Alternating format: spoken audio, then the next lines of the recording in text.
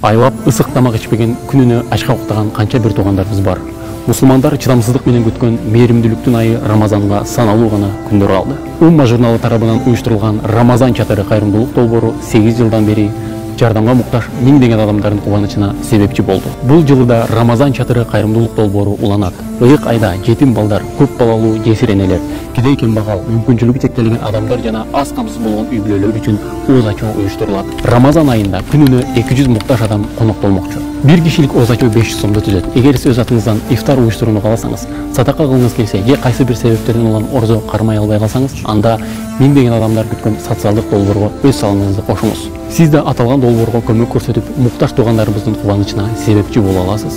Сүйүктүү пайгамбарыбыз саллаллаху алейхи ва салам айткан: садаканын эң жакшысы Рамазанда берилгени. Каражатты көрсөтүлгөн эсеп номерлерине которсоңуз болот. Мындан тышкары конокторго берүү үчүн көпкө сакталган азык-түлүк, таттууларды, жаңы кийимгече, белек жана балдар үчүн оюнчуктарды алып келсеңиз болот. Рамазан чатыры миңдеген адамды кубантып, бактылуу көз иремемдерди тартуулаган элибиздин сүйүктүү долбооруна айланды. Ифтар өткөрүүнү кааласаңыз, бизге байланышка чыгыңыз.